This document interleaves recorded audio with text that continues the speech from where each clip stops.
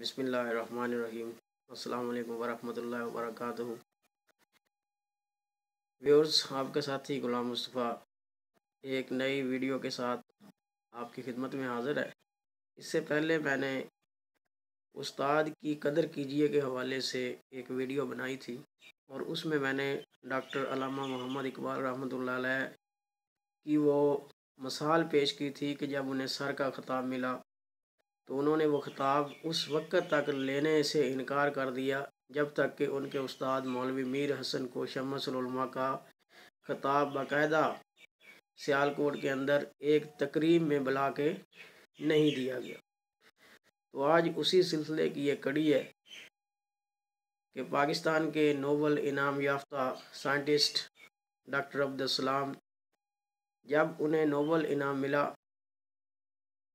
तो उन्होंने अपने उस उस्ताद की तलाश शुरू कर दी जिसने रियाजी पढ़ाई थी और जिसकी वजह से डॉक्टर अब्दुल सलाम साहब को वो नोबल इनाम मिला। तो उसकी तलाश जारी रही और हिंदुस्तान को दरख्वास्त की गई एम्बेसीज के ज़रिए कि उनके उस्ताद की तलाश जो है वो जारी रखी जाए और उनसे जो है वो डॉक्टर अब्दुल सलाम साहब जिन्हें नोबल इनाम मिला है वो मिलना चाहते हैं। तो आखिर 2 साल का अरसा बीत गया। 2 साल के बाद जो है वो पता चला कि वो पार्टीशन के बाद कलकत्ता में मुकीम हो गए थे गांगुली साहब, जो डॉक्टर अब्दुल सलाम साहब को रियाजी पढ़ाते थे।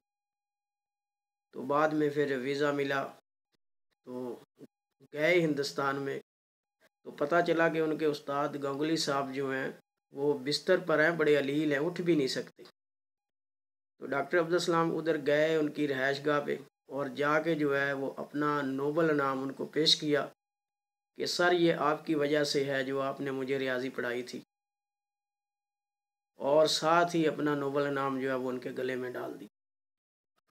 तो ये है वो कदर जो हमारे असलाफ ने हमें उस्ताद की सिखाई थी।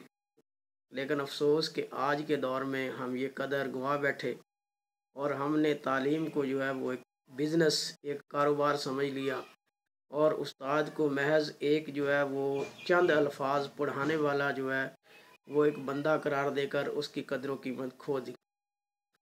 तो उस्ताद होता है। हमारे नबी करीम सल्लल्लाहु अलैहि वसल्लम भी उस्ताद थे, मुअल्लिम इंसानियत थे, और आपने खुद अपने बारे में कहा इन्नमा बुइस्तु मुअल्लिम।